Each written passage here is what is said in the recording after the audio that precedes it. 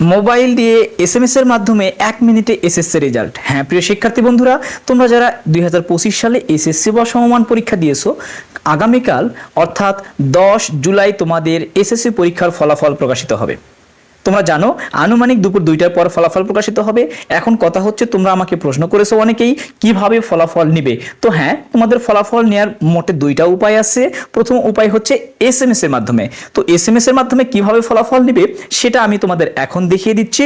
এর পরবর্তীতে আমি আরেকটা ভিডিও আপলোড করব, সেটা হচ্ছে একদম মার্কশিট সহ তুমি রেজাল্ট কিভাবে নেবে। তো প্রিয় শিক্ষার্থী বন্ধুরা, এসএমএস এর মাধ্যমে রেজাল্ট নেওয়ার জন্য তোমাকে তোমার আগে মেসেজ অপশনে আসতে হবে। তোমার মেসেজ অপশনে এসে এই যে টাইপ করো, এই যে এইখানে এই জায়গাতে তোমাকে লিখতে হবে। কি লিখতে হবে একটু ভালো করে খেয়াল করো। এখানে তোমাকে লিখতে হবে এসএসসি, অবশ্যই সবগুলো ক্যাপিটাল লেটারে লিখতে হবে। SSC space first 3 letter of board, তোমার বোর্ডের ফার্স্ট 3টা লেটার। যেমন তুমি যদি ঢাকা বোর্ডের হও তাহলে ডিএইচএ, তুমি যদি রাজশাহী বোর্ডের হও তাহলে তোমার হচ্ছে আরএজে।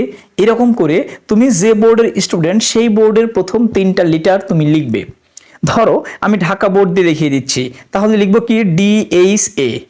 ঢাকা বোর্ডের ফার্স্ট 3 লেটার হচ্ছে ডিএইচএ, অবশ্যই ক্যাপিটাল লেটারে লিখতে হবে, এগুলো কিন্তু স্মল লেটারে লিখলে হবে না। তারপরে লিখতে হবে তোমার রোল নম্বর। তোমার অ্যাডমিট কার্ডে 6 ডিজিটের যে রোল নম্বরটি থাকবে, এখানে তোমার রোল নম্বরটি লিখতে হবে। ধরো আমি রোল নম্বর 6 ডিজিটের জন্য আমি তোমাদের জাস্ট সংখ্যা দিয়ে বুঝিয়ে দিচ্ছি। আমি 1 2 3 4 5 6 দিলাম। তোমার রোল নম্বরটা অবশ্যই 6 ডিজিটের হবে, অ্যাডমিট কার্ড দেখে দেখে এখানে তুলবে।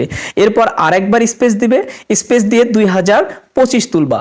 যেহেতু তোমরা 2025 সালে এসএসসি বা সমমান পরীক্ষা দিয়েছো, তাহলে লাস্ট আরেকবার বলি, দেখো প্রথমে লিখবা এসএসসি, অবশ্যই ক্যাপিটাল লেটারে। এরপরে স্পেস দিয়ে লিখবা ডিএইচএ, অর্থাৎ তোমার বোর্ডের। আমি এখানে ঢাকা বোর্ড দিয়ে দেখিয়ে দিচ্ছি, তুমি যে বোর্ডের তুমি সেই বোর্ডের ফার্স্ট 3 লেটার লিখবা এখানে। তারপরে লিখবা তোমার রোল নম্বর, মানে ঢাকা বোর্ড লেখার পরে, মানে বোর্ড লেখার পরে স্পেস দিয়ে রোল নম্বর, এরপরে স্পেস দিয়ে 2025 লিখে তোমাদেরকে সেন্ড করতে হবে। এই যে রিসিপিয়েন্ট, অর্থাৎ কে রিসিভ করবে, এখানে গিয়ে তোমাদের লিখতে হবে হচ্ছে 16222 তোমাদের এখানে লিখতে হবে 16222 লিখে তোমাদের মেসেজটা সেন্ড করতে হবে। এখানে সেন্ড অপশন থেকে তোমাদের মেসেজটা সেন্ড করতে হবে। মেসেজ সেন্ড করলেই ফিরতি মেসেজে তোমরা তোমাদের রেজাল্টের ফলাফল দেখিয়ে দিবে। আশা করছি সবার রেজাল্ট ভালো হবে। ধন্যবাদ।